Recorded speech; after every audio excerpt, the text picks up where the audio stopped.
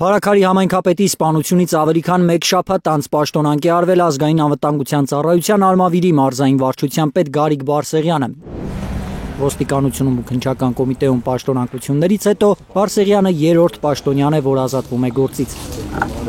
Հավանաբար պատճառը արմավիրցի իրավապահների, ուժայինների վերջին ամիսների թերացումն է։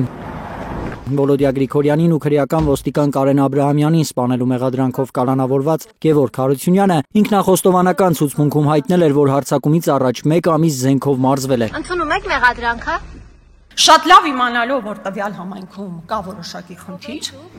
տվյալ անձը, մարդասպանը, համենայն դեպս իր խոստովանությամբ, որ ինքն է իրականացրել, մեկ ամիս շարունակ գնացել է կրակել է սովորել։ Տան շրջակայքում որոշակի քննություն է իրականացրել, փորձել է հասկանալ ինչ ձևով մոտենալ եւ այլն եւ այլն։ Բայց փոքր համայնքում հնարավոր չէ այդ ամեն ինչը տեսնել։ Չեն տեսել իսկապես այդ ամեն ինչը։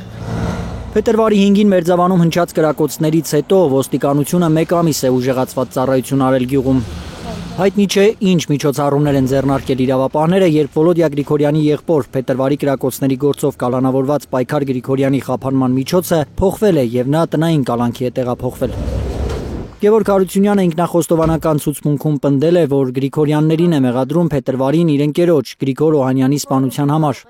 Հարությունյանը նաև Մերձավանի նախկին գյուղապետի ԿՊԱ-ական Մհեր Ախտոյանի ընկերն է։ Քննչական կոմիտեն պետք է քննության առարկա դարձնի նաև այն հանգամանքը, թե ինչու ի վերջո նրա Վոլոդիա Գրիգորյանի նաև քաղաքական հակառակորդ, օրինակ Մհեր Ախտոյանը 10 օր առաջ մեկնում է Հայաստանի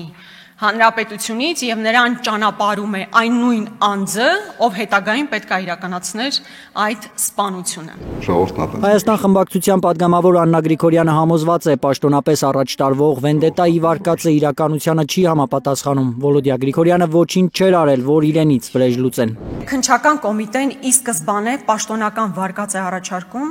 որ դա անձնական վրեժխնդրության հողի վրա է տեղի ունեցել։ Վոլոդիա Գրիգորյանը որևէ հանցագործություն չէր իրականացրել։ Իշխանությունների ինտերացումների համար են մեղադրում Հայաստան խմբակցության падգամավորները։ Հրազանի գործադրման հանցագործությունների վերջին տարիների վիճակագրությունն է ներկայացնում Քրիստինե Վարդանյանը։ 2023-ին 44, 2024-ին 68, 2025-ին 72։ Իսկ գիտեք ինչ է նշանակում, որ ամեն շաբաթ հրազանի գործադրմամբ մարդ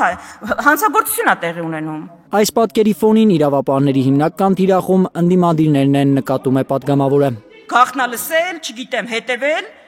ինչ ասես։ Ալբերտ Սերոբյան, Անի Ղանդիլյան, Հայլուր։ Հայաստանում եւ աշխարհում տեղի ունեցող իրադարձությունների մասին առաջինն իմանալու համար բաժանորդագրվեք մեր ալիքին, սեղմեք զանգակը, որ բաց չթողնեք ամենահրատապը, ամենակարևորն ու հետաքրքիրը։